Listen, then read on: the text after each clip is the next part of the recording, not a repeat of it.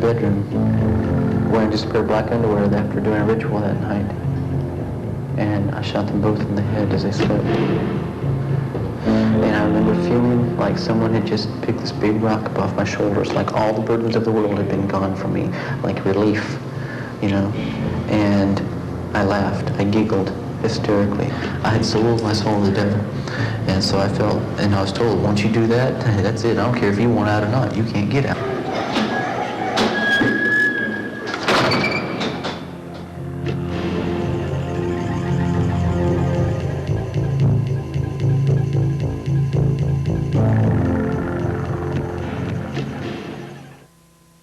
For many in the United States and Canada, it's much more convenient. It feels better to deny that Satanism is rampant in America and Canada. It feels better to deny that we have young people, by the millions now, captivated in something that can make killers out of them. And yet, my friend, right now, there are over 12 million teenagers and younger children who are now involved in the occult in one way or another. And denying it isn't going to make any difference. See, whether you believe in occultism, whether you believe that Satan has power, whether you believe that Satan can give you the things that he's promising these kids, that's immaterial, my friend, because they believe it.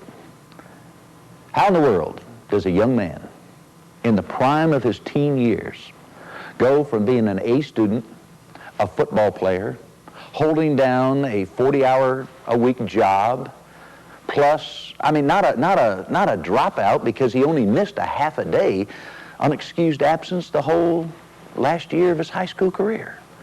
How does that young man become a satanic murderer? To the place where, without any remorse, he walks into a convenience store and a cold-blooded murder guns down an innocent man. And then, 2 months later, after doing a satanic ritual, he walks into his own parents' bedroom and kills them and laughs about it afterwards. How does that young man go from that A student football player to a satanic killer? And more importantly, could it be happening right now to the kid next door? To maybe somebody even in your own family? Let me just say this. Satanism and the occult and what it's doing and will do to our children will not go away. It will not go away. It is not a fad, my friend. And if we continue to deny it, out of sight, out of mind, oh no, no. Out of sight, pretend it doesn't exist, next door, on your newscasts, in your newspapers. Because unless we do something about it, it's not only here to stay, but here to get worse. And the biggest tool that Satan has in his arsenal is the ignorance of people like you and me. So I challenge you to heed what you're going to see and hear in this video. We went to Oklahoma State Prison to interview Sean Sellers, that young man that Satan turned into a killer. You're going to hear firsthand how it happened.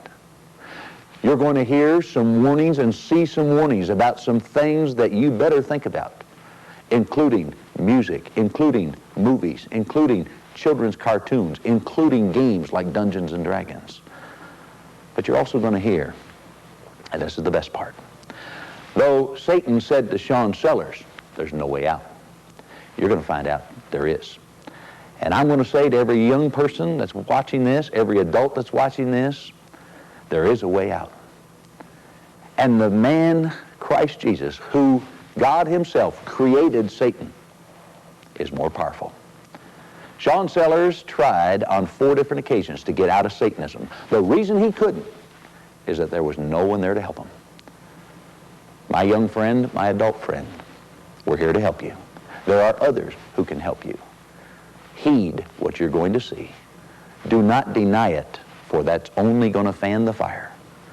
But together, with the one power that can defeat Satan, we can win this victory for our young people in America. Escaping Satan's web. Sean, Satanism is real. You found out the hard way. How widespread of a problem is there really? I mean, we're seeing shows like Geraldo and, you know, what have you. How widespread do you feel Satanism is in America? 10 years ago, police and the church pretty much didn't even acknowledge Satanism as being a reality in America. You know, maybe in Africa, maybe, you know, in some other country where there was no civilization or something, but not in grand old America. Over the past 5 years, the church and the police force have been forced to recognize the existence of Satanism and search out answers for dealing with it. In every school, you've got kids who are interested in the occult. They are either maybe, you know, just dabbling with the music and stuff, black heavy metal music, speed metal and stuff, or they are into a lot of the movies, you know, Freddy Krueger and Jason and all these other horror movies. And then you've got kids who are really interested in the occult. You know, they're really interested in Satanism. And they go out and they get a copy of the Satanic Bible, Satanic Rituals, Necronomicon, you know, Cavendish's book, Black Book of Arts, and stuff like that. And they will begin experimenting with it. But in every school in America, you've got one kid who is at least seriously involved in Satanism or going to be soon. This is real. You're sitting here now. You have been on death row in Oklahoma prison for 3 years. You're sitting here with me. You've got the handcuffs. The guards just brought you in here. This is real. And this is where it led you. There are kids out there right now, the dabblers, you know, the kid that is just fascinated with the occult. But it's not going to happen to him. What would you say to a kid like that? I was playing Dungeons & Dragons, and I remember on Trinity Broadcasting Network, they had a show about it, and I sat there for an hour and a half and completely laughed at these idiots who were talking about Dungeons & Dragons being the devil's game and how it can lead you into Satanism and how it can lead you down the primrose path and stuff. And I was thinking, no way, look at these fools. Now this would be before this all happened. This is before I even got involved in Satanism. Okay. And then it happened to me, you know, and I realized later on that what an idiot I was for not listening. Kids, for some reason, they don't want to listen to you or to adults or something, but whenever they see the handcuffs, whenever they see that, hey, this kid was just like me, maybe they'll listen to me. And I hope so, because it's happening all around you. I guess what I want to try and convey to the kids that are going to watch this program is, how does a kid go from a student, football player, what have you, to sitting here facing certain death, save a miracle of God? Let's go back, if we can, let's go back to the beginning. Childhood, birth, your circumstances that got you to where you are. You know, even at 8 years old, you know, kids are smart enough to question whys and things. And Dad, you know, Rick, he had a girlfriend at that time, and his girlfriend came out and told me, I was playing in the yard or something one night, and his girlfriend told me, you know, your daddy loves you. And I was thinking, well, why doesn't he tell me that? Never heard you loved, all the other things that go through the mind of a young boy as you're growing up were never there, as far as Dad being there to take you to the Little League games. And up until I was about 13, Mom and I were pretty close. Mm-hmm. And then I began to, you know, grow up a little bit. First of all, I was always independent, and I pretty much grew up alone like that. You know, for years it was always like that. I always had time alone whenever I got home from school, and began to, I think, like that. I still like being alone to this day. What are the signs that your child may be a target of satanic recruitment? According to Satanism in America, they include those that come from middle to upper class homes. They have low self-esteem and a poor self-image. They are highly intelligent. They're loners. They come from broken homes and split families. Latchkey kids. They have a deep need for belonging. They're susceptible to peer pressure, impressionable. They may be victims of prior sexual abuse with little parental care or involvement. They are alienated from the church, very creative or curious. They're rebellious and looking for power. They can be over or underachievers. So at this point, we've got a boy who did not have a normal upbringing, got started off pretty bad in life, By the time he's 13, things really aren't that much better. We've got a loner.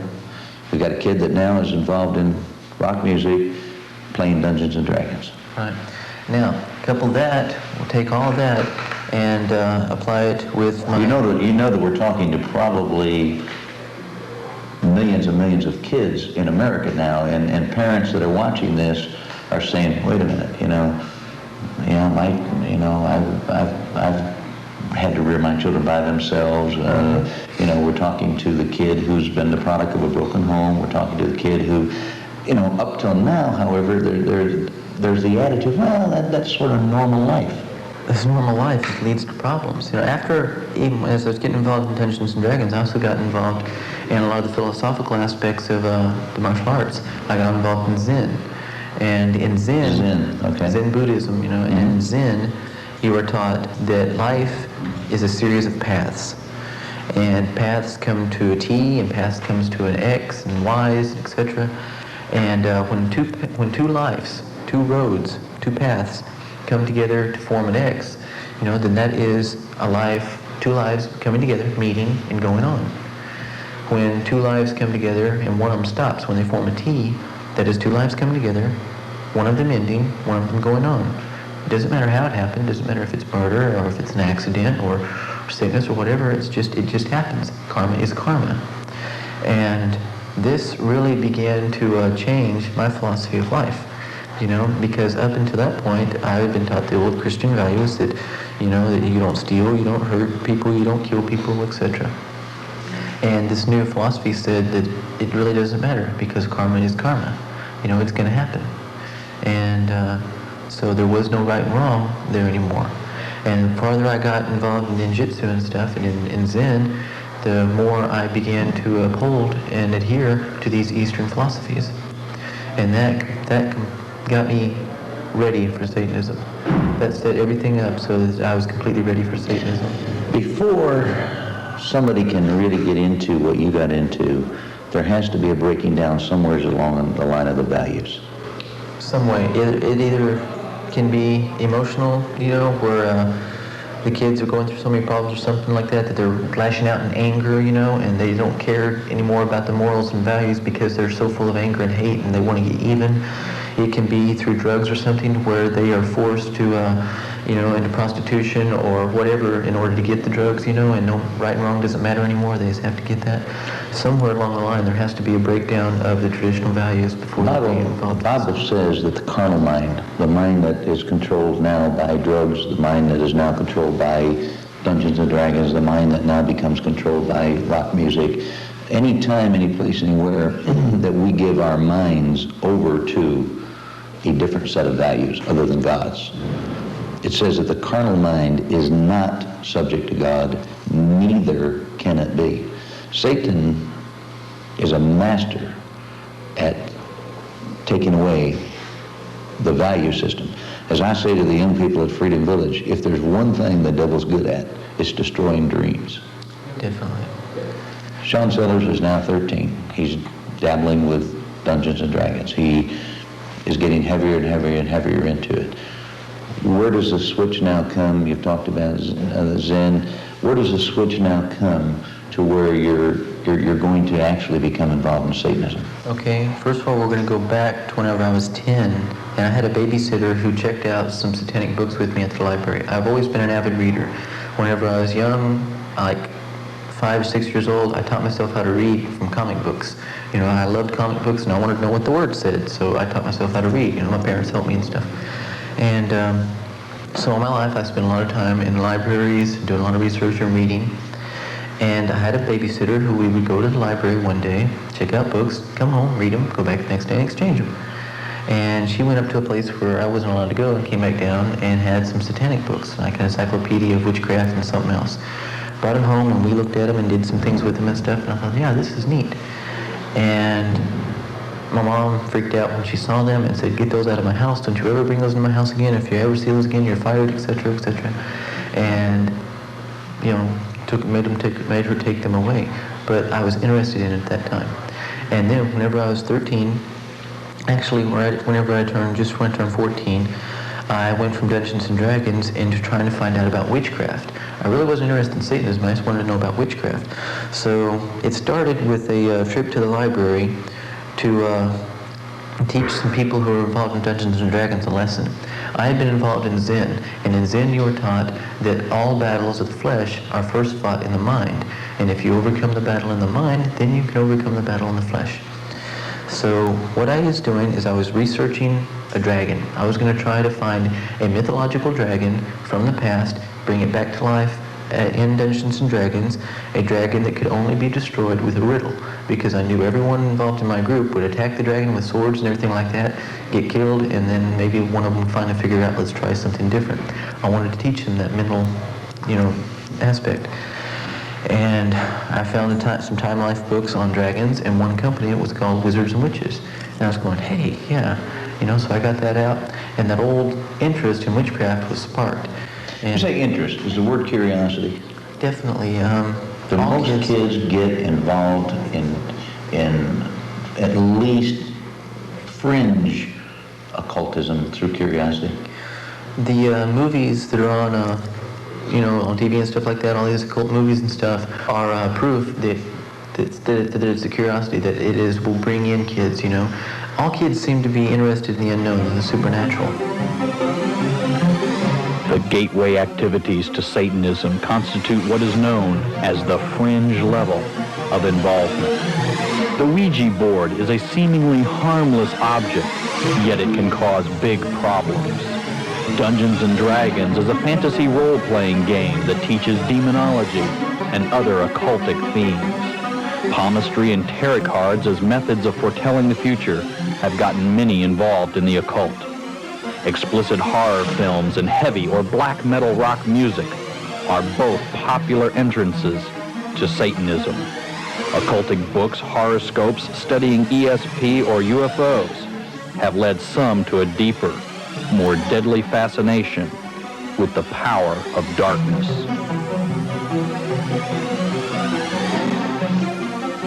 Well, at that time, I started playing Dungeons and Dragons. When I was 13, I had never heard of the game before, and I had a cousin who moved in with us, and he played where he used to live, and we went out and got the game and stuff, and I loved it.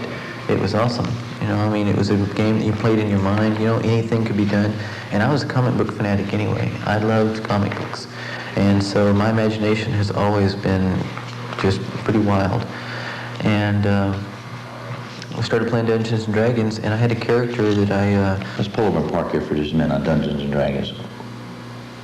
Is that not one of the most dangerous things that a kid can be playing with today? Okay, people hear the term game, and they get real confused, especially if they've never seen the game. Obviously this is sold in hobby stores. Comic stores, it's sold in bookstores, reputable bookstores, you name them, it's in there. Well, Gary Gygax, Brian Bloom, who created the game, they have grossed, $100 million off the game. It's big.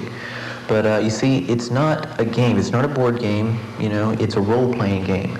Now, role-playing is so psychologically effective that it is used by psychologists. You take on the identity of a character. Right. See, psychologists use role-playing as therapy because it's so powerful. And role-playing is where you have a character, okay? You roll it up on dice and stuff, especially different colored, different sized dice. Now, this character on a piece of paper before you has everything that you have, okay? It is a complete person. You know what color this person's eyes are. You know how much this person weighs. You know what color this person's hair is, how tall he is, how fast he can run with certain weights, how long he can run before he gets tired with certain weights. What weapons he's good with. He has a past. You know what he's afraid of, what's happened to him in the past. This person is absolute.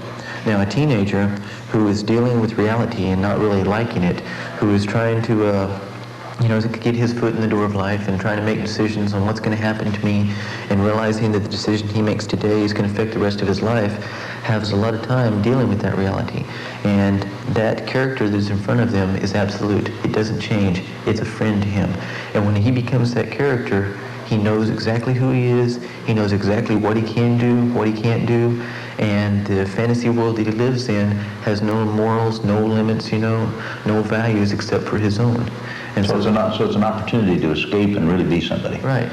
He is a special person with all these absolutes, and he can do whatever he wants to. Okay? And you let a teenager loose in that world, and sometimes they don't want to come back. In Dungeons and Dragons, acting out in the fantasy, people are killed, they're raped.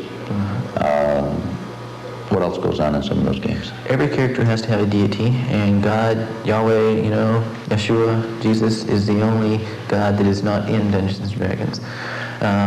So everyone... Purposely excluded. Probably, I would have to say so. And, well, Jesus is there, but he's this weak, pitiful demigod. No one wants to choose him as their own, And you take a vow. You actually take a vow to that deity. Right, see, you have magic spells and stuff that you use, if you're a magic user or an elf or a druid or something like that. And you are all, subject to your deity's laws and rules and stuff. And you go on quests for that deity. Also, the money is, the object of the game is to kill monsters and get treasure, okay? And if you've run into some other people, then you kill them and you take their money, they take their treasure. And anything goes in it. Does the average kid understand what he's getting involved in? No way.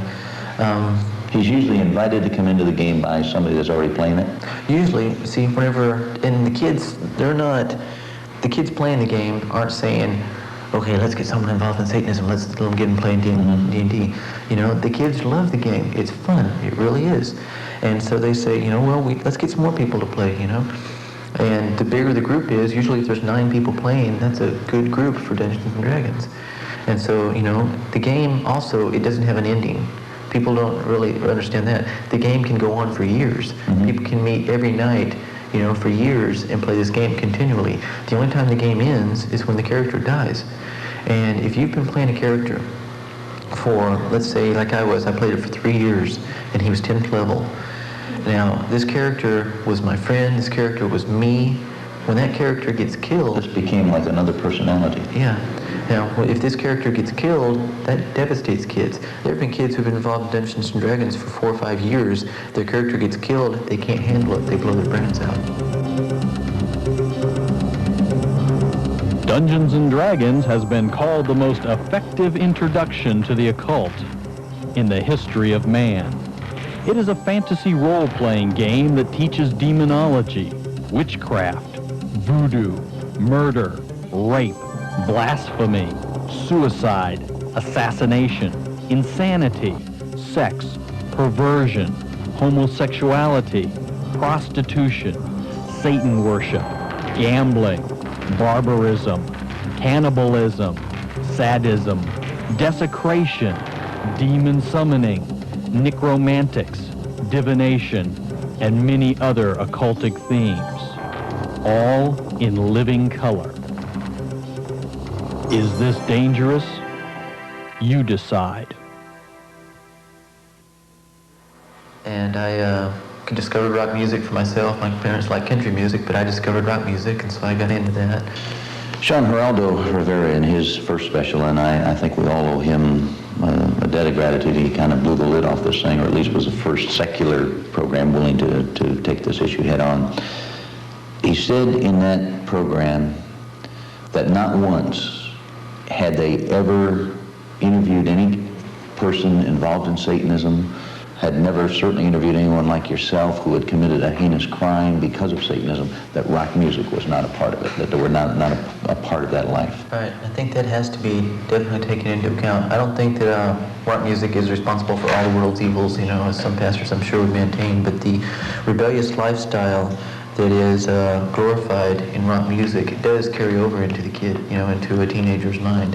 And especially with heavy metal music, which is always been on the lunatic fringe of, music in general. It deals with things that other music just will not get into. It deals with Satanism, it deals with a lot of the abuse and stuff that goes on. And there are some really sick songs out there. In your story that I've read, you also talked about your fascination with books on the subject of Satanism and witchcraft. Whenever you mention Time Life books that you went out, we're seeing now, we're seeing the horror movie, the Nightmare on Elm Street type movie. We're seeing a lot of literature that does that encourage kids to get into this type of activity? Ultimately, I'd have to say yes. You know, I think it's really sad when a society's main hero is a psychopathic killer. You know, I mean, the hero of Friday the 13th movies are not the people getting killed, you know, not the person that kills Jason, it's Jason. And Freddy Krueger is the hero of nightmare stories. You know, Michael Myers is the hero of Halloween stories and stuff. Well, you understand, of course, you know, the movie producers and the rock music stars say kids don't pay attention to this stuff. It doesn't affect them. After an AC/DC concert, there were some kids that ran out and started beating on the cars and stuff like that. After every heavy metal music concert, you got kids that come out of the concert pumped, usually high, even if they didn't do drugs. They're high from the secondhand dope on the floor and stuff, you know.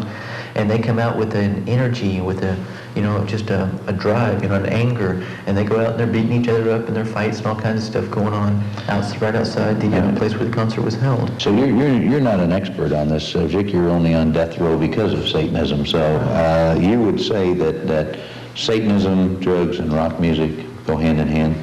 Definitely.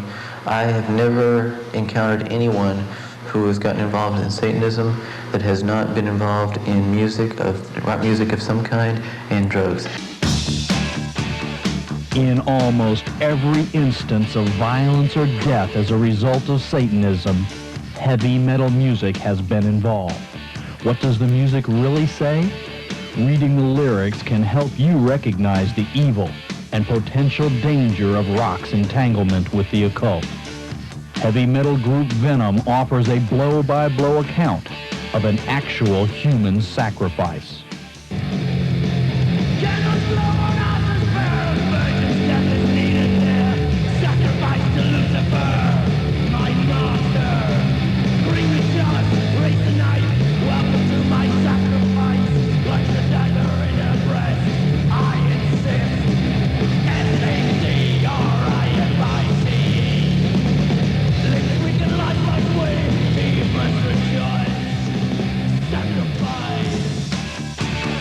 Slayer also speaks of human sacrifice in their song.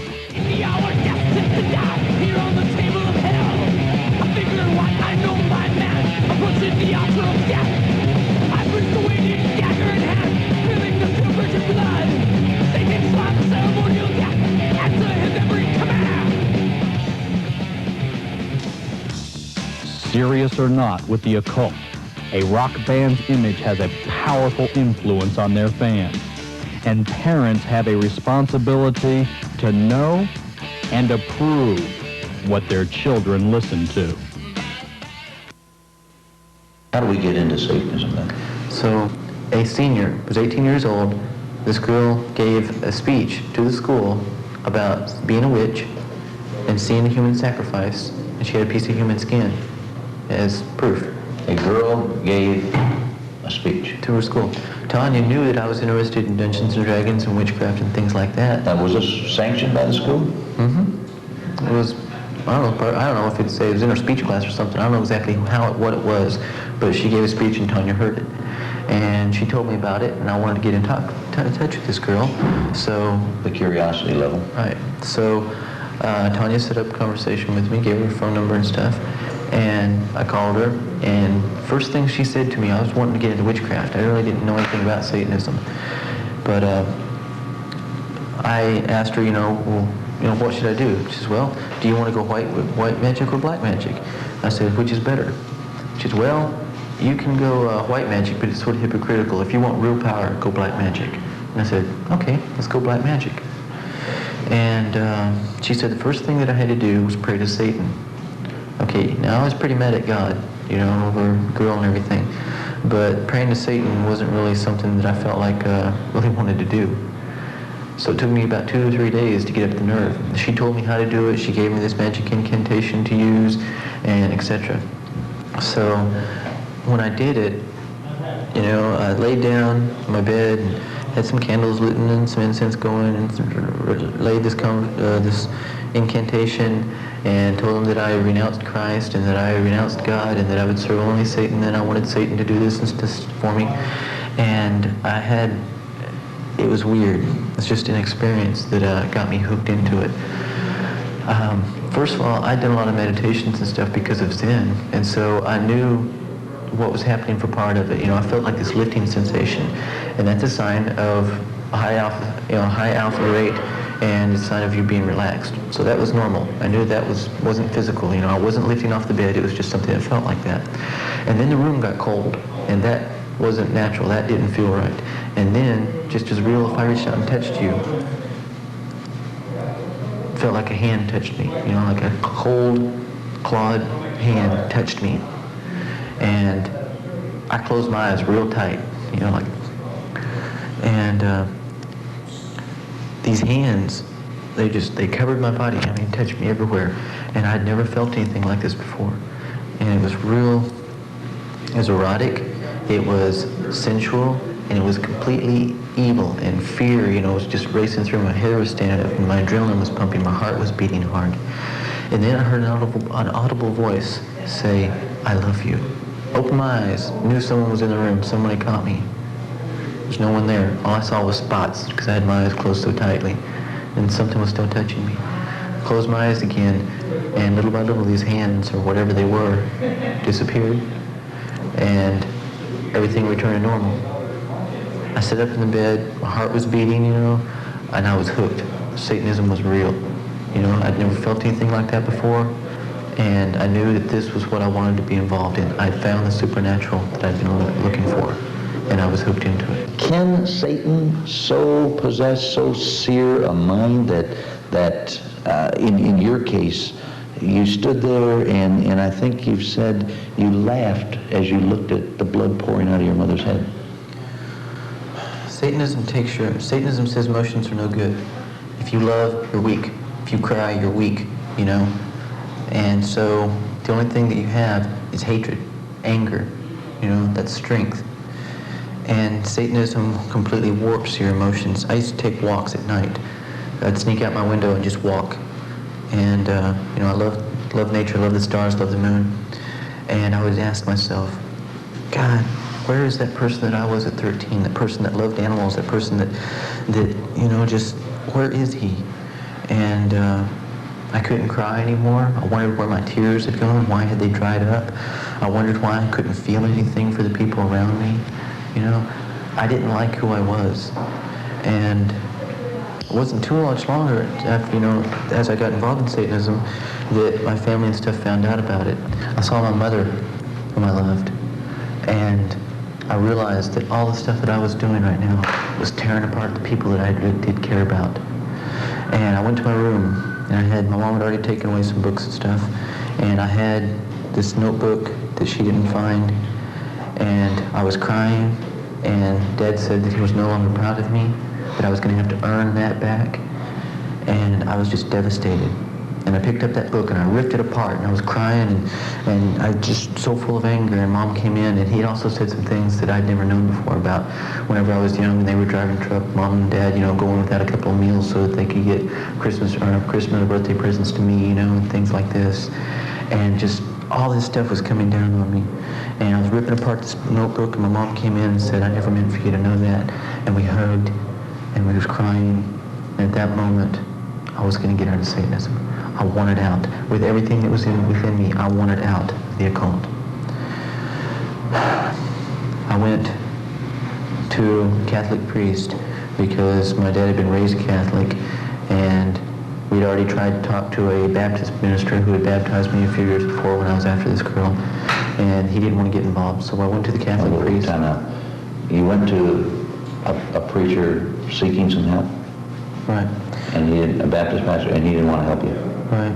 How did he turn you away? What did he say? Well, I don't know.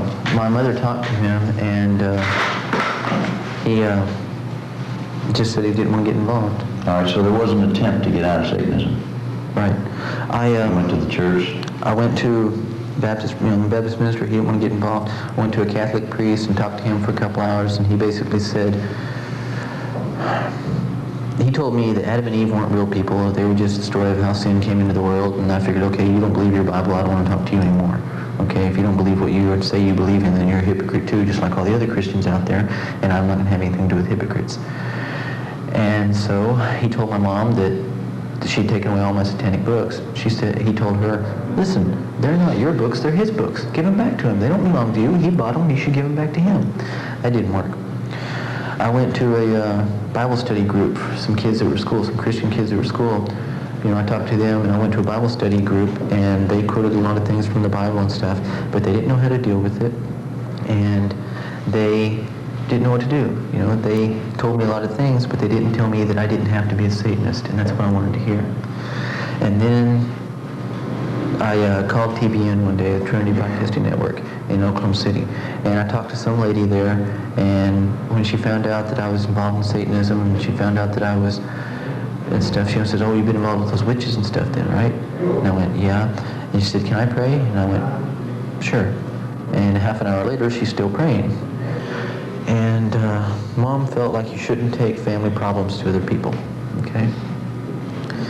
And do you wish she had now? I was hoping would she be alive today if she had? I think so. You did go to the Catholic priest, but let me rephrase the question. If Mom had kept going until she found somebody who could really help her son, if Mom had been willing to take and go outside the family to find that help, if that's what it took, would Mom be alive today?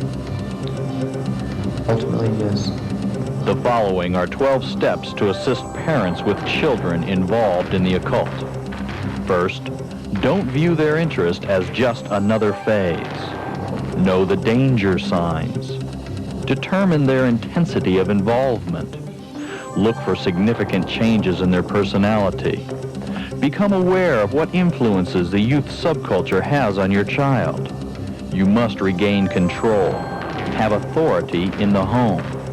Don't hesitate to confront the issue. Get help. Seek counseling for the entire family. Remove the negative influences. Detoxify your home from occult influences. Get involved in your child's life. Positive peer groups should be encouraged. You need to become positive parental models. And communicate. If your child is involved in the occult, it's time to build bridges, not walls. Good is evil, evil is good. God was this ruler up on high who didn't care about his children, who just threw lightning bolts at them.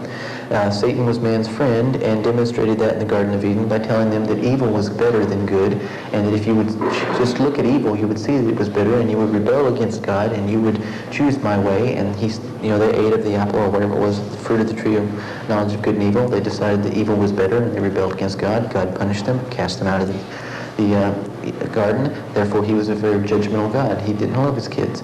Satan was a friend of mankind. They didn't die. See, they didn't die whenever they said they would. So God was a liar. Where does murder? Now, not your mother and your father. There was a murder before that. Where does the murder come in? We were doing rituals and stuff. We found this old house. No, we didn't find the old house yet. We were doing these rituals and stuff, and we were trying to find this old house where we heard that half of it had burned down. It'd be a great place to hold rituals and things.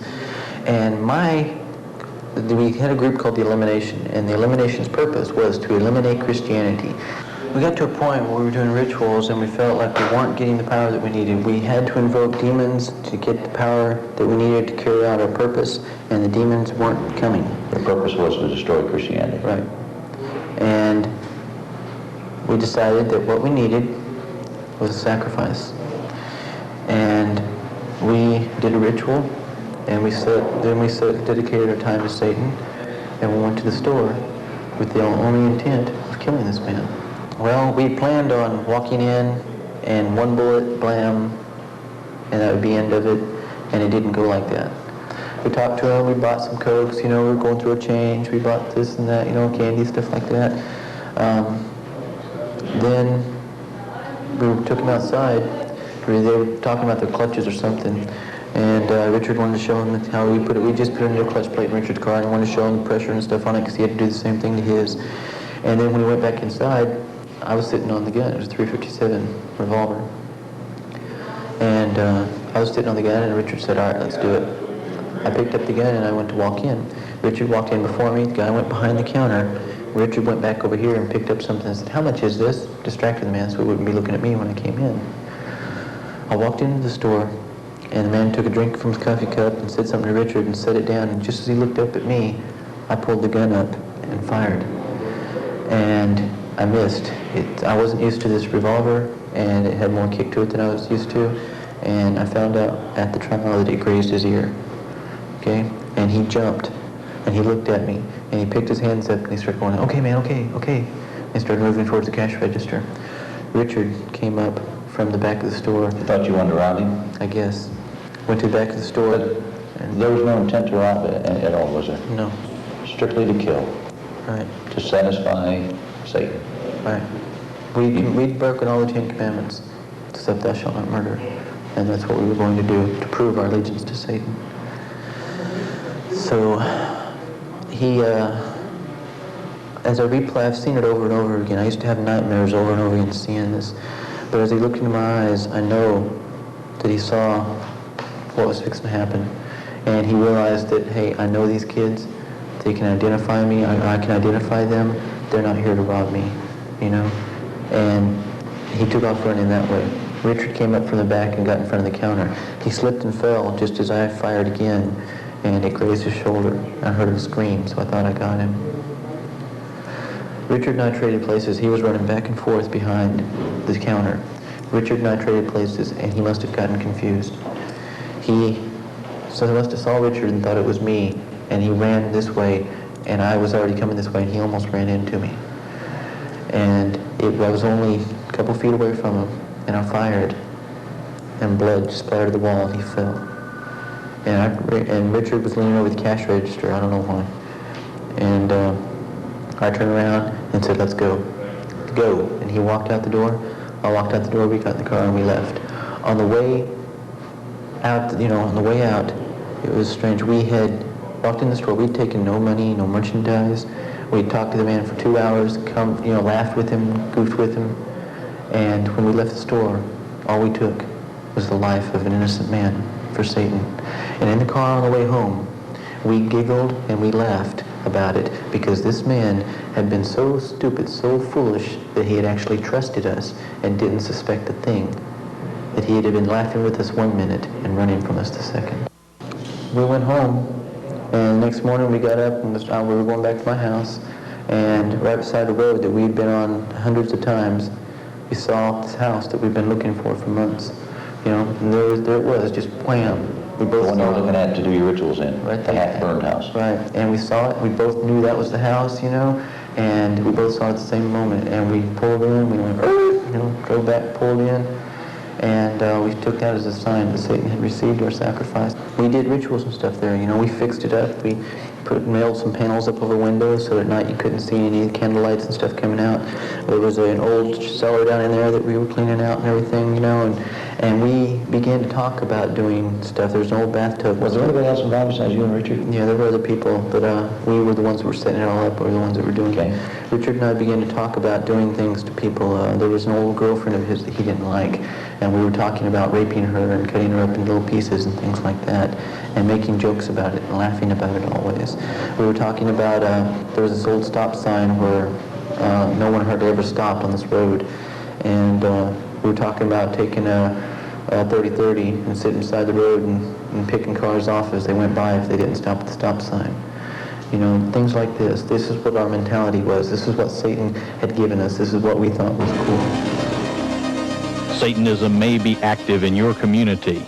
The signs include occult graffiti on sidewalks and walls, mysterious murders, suicides, and crimes that police keep silent, unusual demand for occult-related jewelry, shoplifting in candle shops, or unusual numbers of purchases, demand for occult or New Age books in the bookstores, inverted crosses, grave robbing, animal mutilation, human mutilation, unusual tattoos, cuts, slash wounds, or body marks. I was doing rituals all night long. I believed that Satan was my friend and the demons were my brothers. I didn't want to, insult demons, you know. I didn't want to be afraid of them. I asked them to enter my body in rituals. I told them, this is your sanctuary. Come into me. I will protect you. I will be your friend. You know, if you will serve me, then I will serve you. I started doing a lot of drugs and stuff. I was high every day. I was taking speed every day. I was working. I was going to school and doing rituals all night long. And it finally just came to a head. And as I was doing the rituals all night long, as I was taking speed during the day, smoking joints, you know, and stuff during lunch, I was, you know, working, doing rituals all night long. All this stuff was happening. I just finally started losing control. At parties and stuff, I would start doing weird things, and people. If you didn't have control, who did? I was invoking a lot of demons, asking them to enter my body, and there was I believe, a demon entity that was named Ezra. And this was my satanic name. It was given to me in a ritual while I was alone. And Do you feel those demons first entered you because of Dungeons and Dragons? I don't know. I think more, maybe, but I knew the demons were in my body when I was in Satanism because I was asking them to. That was my purpose in Satanism. And I believe that the entity, you know, the demons got together and basically made one entity. You know, every demon that I called in my body increased the power of this one entity named Ezra. And whenever I got so tired on speed that I just went to sleep, you know, and my body kept going, Ezra was the one that was driving. I woke up driving my pickup not knowing where I'd been or where I was going.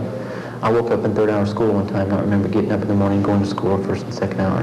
You know, people were telling me that I was doing things that I didn't know I was doing, that I had no recollection. I was swore they were lying to me, trying to confuse me, you know. And it finally came to a point to where it seemed like I had no choice. I was mad at my parents. I came home from work one night, they went to sleep, and I had my father's gun, .44 revolver, and I walked into their bedroom wearing just a pair of black underwear after doing a ritual that night. And I shot them both in the head as they slept. What went through your mind, Sean, as you stood there? Nothing. I remember it now, sorta. Everything's still real foggy, but there was nothing that was going through my mind. My father.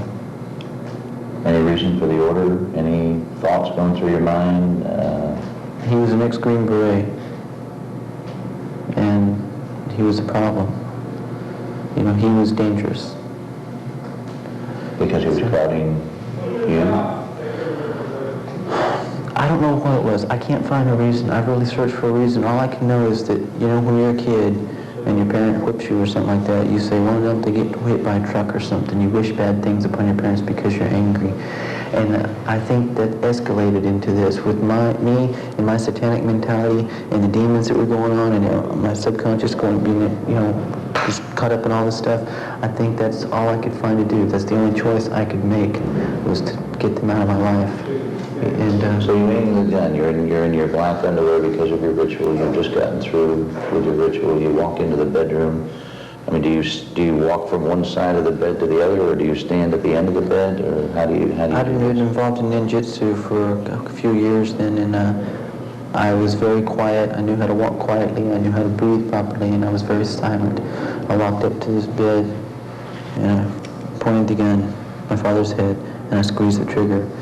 And I immediately lifted the gun to where I knew my mother's head was. I couldn't see it anymore because the flash had blinded me, but I knew where it was. And I squeezed the trigger again. And then, as the flash wore off, I saw her head come up, and I fired again. So you shot your mother twice? Right. And then I walked out of the room, took a shower. The shower I remember well because it worked out. As you looked at him, though, I've heard you describe as you looked at the hole in your mother's head. I took a shower, and I woke up real good because of the cold water. I walked back into the room and I turned on the light. And the blood was pouring out of a hole in my mother's face. And it was pouring with the water in the waterbed that should have been pierced by the bullet. And I remember feeling like someone had just picked this big rock up off my shoulders, like all the burdens of the world had been gone from me, like relief, you know. And I laughed. I giggled hysterically, just like Richard and I had done at the Circle K. You know, just like you'd see some Freddy Krueger doing the movies or something. I laughed. And there was nothing in that room, no compassion, no tears, no love. There was nothing but evil and hatred and anger. Satan had taken everything. Yes. Sean, you wake up in jail. What's your first thoughts? I mean, how do you begin to pull? I mean, wait a minute, Satan, this is not what you promised me. Wait a minute, when does it start dawning on you that you may just have been deceived? I woke up in jail cell and I didn't really know where I was or what was going on. And a guy came by and says, "Hey, heard they got you for killing your parents." And I went, "What? No, no way. You know, that's a lie." And then they came by the next day and said, "Hey, heard they got you for another one, some convenience store operator." I was going, "No, all this isn't happening. This is not true. This is not real." But I'd already made an unconscious decision that it didn't have anything to do with Satan. In fact, I decided I was going to take the manly way out and kill myself. You know, just end it all. And I decided I was going to hang myself because that was all I had to do, and there wasn't anything in the cell to cut myself with or anything. And so the only thing I had to hang myself with was my pants. So I tried to take my pants off and looking for a place to hang from. And I thought about Angel, and I thought, no, I will not do that to her. And we were both two confused kids getting involved in a bunch of stuff that we didn't need to. I had knelt at an altar of Satan covered in blood. You know, I had hated God, I had cursed God and cussed God, I'd said some creative things against God. I had done everything I could to hurt God's people. I had knocked Christians down, I had, said bad things, but I'd done everything I could. And I realized at that moment, man, that after all I had done, that God still loved me, that Jesus still loved me. And something hit me. The words of Mike Warnke on his tapes, the tapes that I'd listened to over and over again as entertainment, I heard what he was saying now. I heard the message. You know, the stuff that I'd heard in church when I was a kid, going to church every once in a while, Easter or stuff like that, I understood.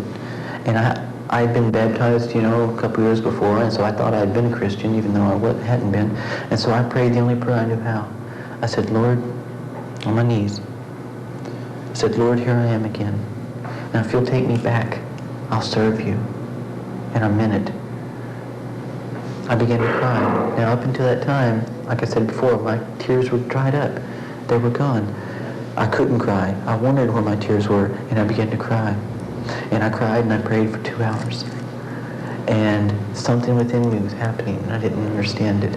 But I knew it was something real. It was more real. It was more supernatural than that time on my bed when I felt the hands touch me. What would you say to the kids who are watching now, be they at whatever level they're in Satanism?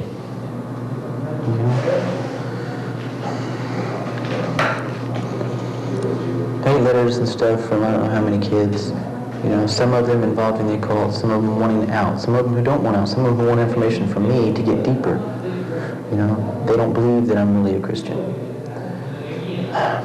I've been working with other ministries and stuff for about 2 years, and been able to counsel with kids involved in the occult.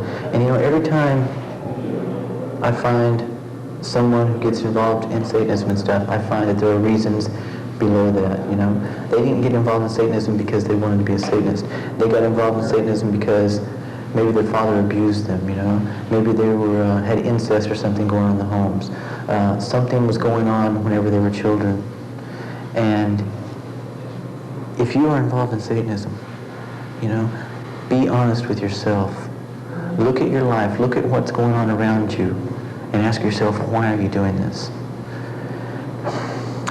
I asked myself that question, and I realized that I didn't want to be a Satanist anymore. I tried to get out, and for me, there was no one there. There was no one who knew how. But you've got that choice to make right now. And if you don't just say to yourself, why am I involved in Satanism? I think you'll find some answers that you've been looking for a long time. And God doesn't want to make you into the person that you don't want to be. God doesn't want to make you into me or to Pastor Brothers or to someone you see on TV or some minister or something like that.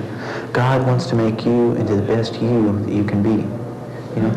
We are all created with an empty spot within themselves, and for our entire lives, we look to things to try to fill that empty spot. God created that within us, and He gave us an insatiable desire to fill it so that we would seek and search Him out. Because you see, God's the only thing that can fill that. Think about what's going on in your life. Think about what you're doing. You know, are you happy right now? I was not happy as a Satanist. I've never met anyone who's a Satanist who will be honest with himself, who likes what has happened in their life. You've got a chance to have all your dreams fulfilled. You've got a chance to be the best you can be. And that is only going to happen through Jesus Christ. It's not a difficult thing to do. You can call Fletcher Brothers. You can call me or Ministry of Radical Teens for Christ. You can write us. Get in touch with somebody who cares. I care. Pastor Brothers cares. We care about you.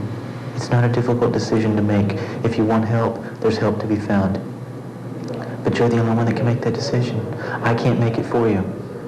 You know, your friends can't make it for you. You're the only one.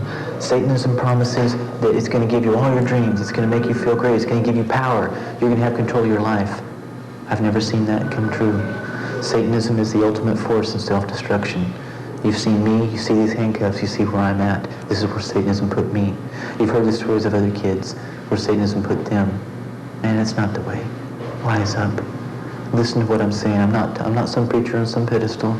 I'm talking from experience. I've been there. I've walked where you are. Listen to what I'm saying. Jesus Christ is the only way. And he's waiting for you with open arms if you would just let him into your life and give him a fair chance. That's all we're asking.